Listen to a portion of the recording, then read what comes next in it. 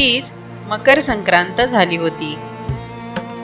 शहराच्या मध्यभागी असलेल्या त्या मोठ्या मैदानात पतंग महोत्सव आयोजित केला होता.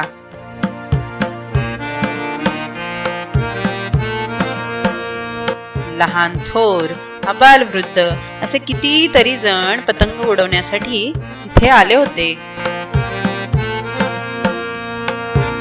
त्या गर्दीत छोटी ओवी देखील आपल्या वडिलांबरोबर आलेली होती.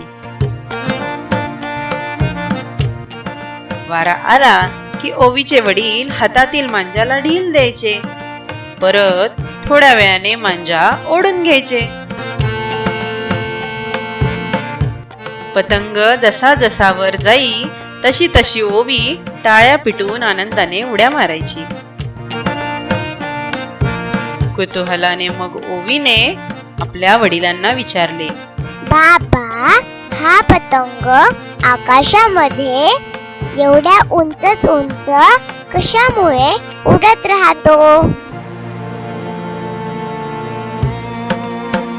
त्यावर वडील म्हणाले, हा जो दोर आहे ना, त्यामुळे पतंग आकाशामध्ये उंचच उंच उडत राहतो.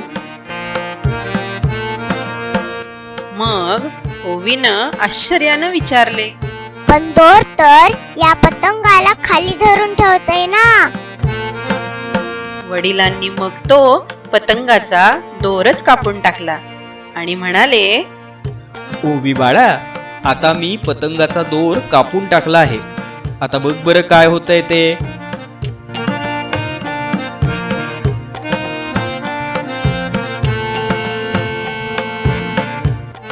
पतंग काही काळ आकाशात वाऱ्याबरोबर इकडे तिकडे भरकटत राहिला. भरकटत भरकटत दूर गेला आणि अखेर खाली पडला.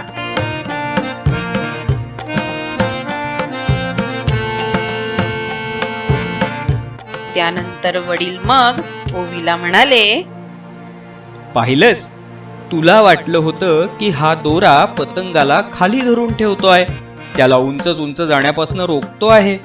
पण जोपर्यंत दोरा होता तोपर्यंत पतंग उंचच उंच उडत होता आणि दोर तुटताच तो भरकटत जाऊन अखेर खाली कोसळला.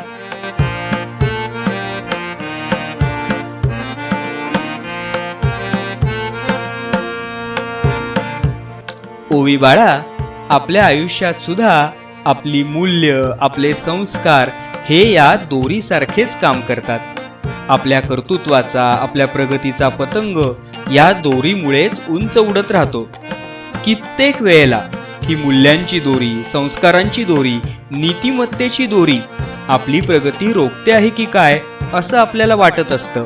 आणि मग हे संस्कार, ही मूल्य आपण सोडून द्यायला बघतो.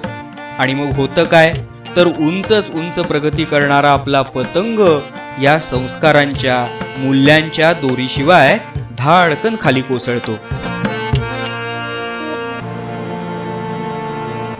म्हणूनच पतंग असो वा आपलं कर्तृत्व असो, संस्कारांची, मूल्यांची, नीतिमत्तेची दोरी जर मजबूत असेल ना, तर आकाशाला गवसणी घालताना देखील जमिनीशी आपलं घट्ट नातं आपोआपच जपलं जातं.